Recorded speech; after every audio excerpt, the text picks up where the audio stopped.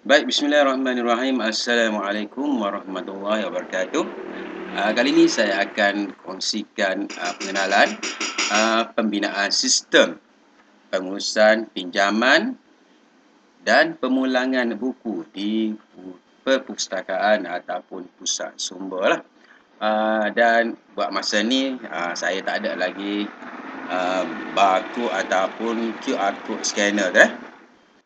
Jadi saya buat secara pengenalan lah.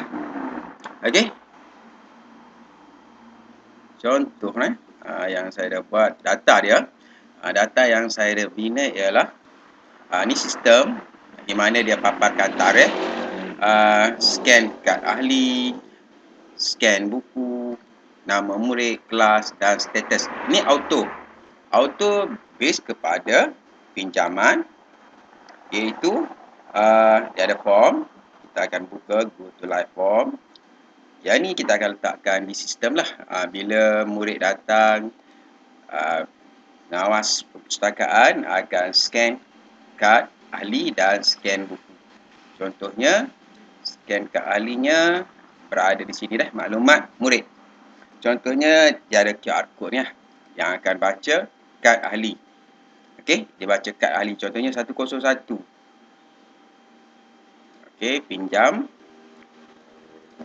Contohnya 101 dah. Dan dia akan scan buku. Contohnya dia keluarlah B1 lah. Contohnya B1 dia keluar. Bila pengawas perpustakaan klik submit, data ni akan dihantar ke pinjaman. Dan data pinjaman ni akan dihantar ke sistem. Okey, tarikh. Ni daripada scanner. Yang ni pun daripada scanner, nama murid dan kelas. Dia auto daripada maklumat murid. Maklumat murid ni kita boleh ambil daripada data APDM lah. Dan QR code ni nanti saya akan generate cara bundle. Okey. Cuma QR code tak ada lagi. Contohnya 102. Okey, pinjaman. Okey, kita scan, dia keluar 102 contoh Dan bukunya dia keluar contohnya komik. Bila kita scan buku, okey, submit, dia akan hantar ke pinjaman. Akan dihantar ke sistem PSS. Okey, tarikh, status tak ada ni, maknanya belum pulangkan lah. Kalau kita tengok dalam status pulang ni, kosong lagi. Okey, jadi bila murid nak buat pemulangan, okey, kita pergi bahagian go live form yang kedua. Yang ni pemulangan. Okey, contohnya murid 101, bila kita scan tadi dia keluar 101 dan kita scan buku, contohnya dia keluar B1. Bila pengawas submit, dia akan auto ke data pulang dan dia akan hantar ke sistem PSS. Okey. Dan dia akan keluar selesailah kerana murid tersebut telah menghantar buku. Contohnya, murid lain pula pinjam. Contohnya 104 pula pinjam. Dan buku 4 lah saya buat. Contohnya bila kita scan, submit. Dan dia nak pulangkan. Klik 104.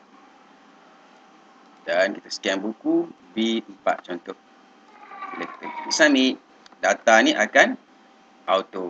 Dah pinjam dan telah selesai pemulangan.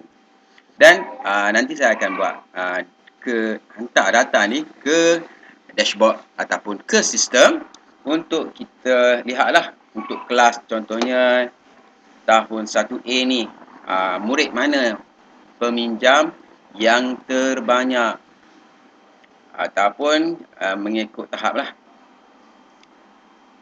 Okey, itu adalah contoh untuk pengurusan pinjaman dan pemulangan buku PSS. Tunggu scanner, barcode scanner ataupun sebagainya sampai saya akan tunjukkan sistem bagaimana nak scan dan sebagainya. Kalau letak sekarang ni kena key in lah. Okey, itu adalah cara, bukan cara dah, ini adalah pengenalan berkaitan pengurusan pinjaman dan pemulangan. Bukan nak menggantikan S-Lip dan sistem-sistem yang ada. Ni untuk sekolah-sekolah yang tiada sistem S-Lip ataupun sebagainya lah. Jadi boleh gunakan, tapi kena belilah QR code scanner tu. Kecuali kalaulah kita nak key in secara manual. Okey, ada dua sumber iaitu form pemulangan dan satu lagi form pinjaman yang akan dihantar ke sheet pinjaman, pulang dan seterusnya yang terakhir adalah sistem. Okey, sekian untuk pengenalan sistem pengurusan pinjaman dan pemulangan buku PSS. Sekian. Terima kasih.